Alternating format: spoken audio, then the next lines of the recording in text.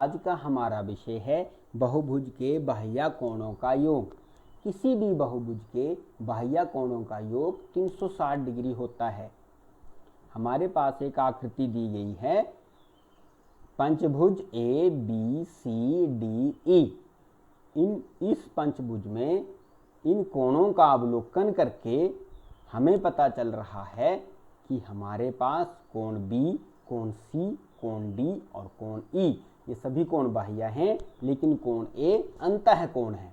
हमने लिखा भी है कोण ए बराबर 90 डिग्री अंतः कोण, क्योंकि 90 डिग्री का चिन्ह लगा है इसलिए इसको हम सीधा ही लिख देते हैं 90 डिग्री।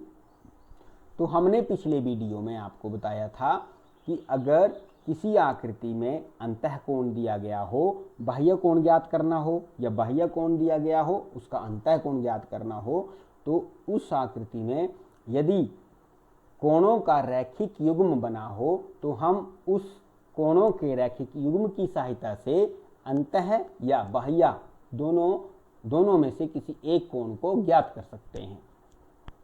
तो हमें यहाँ अंतः कोण दे रखा है, हम बाह्य कोण ज्ञात करेंगे तो हमें पता है इन दोनों कोणों का योग हमेशा 180 डिग्री होता है।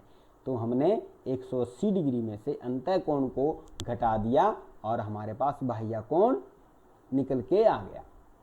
तो कोण ए बराबर है 180 डिग्री माइनस 90 डिग्री बराबर 90 डिग्री, और हमने इसको बाह्य कोण लिख दिया।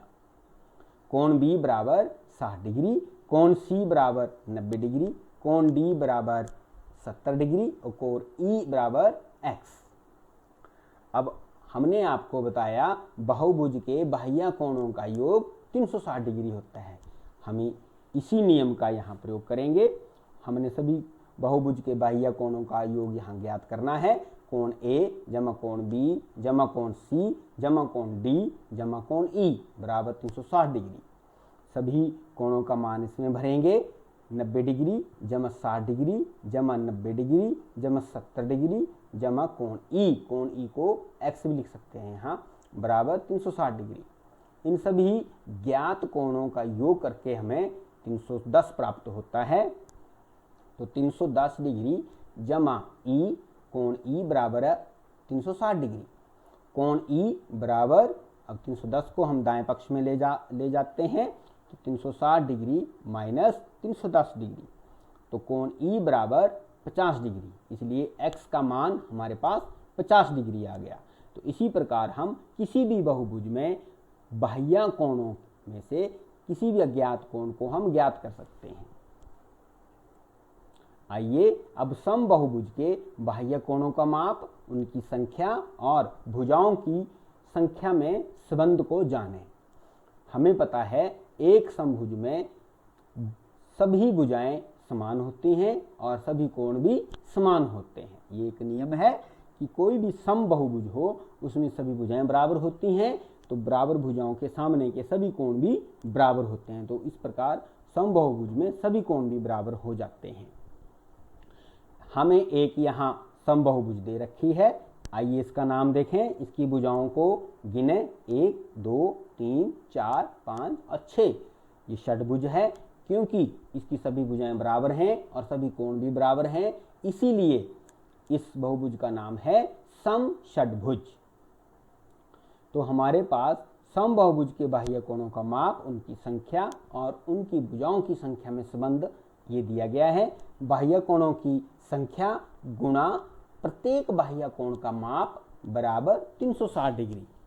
अगर हमें बाह्य कोणों की संख्या को प्रत्येक बाह्य कोण की माप से गुणा करें तो हमें 360 डिग्री प्राप्त होता है। तो समषटभुज में 6 भुजाओं कोणों की संख्या कितनी है? 6। ये देखिए 1 2 3 4 5 6। तो 6 कोण हमें समषटभुज में दिए गए हैं।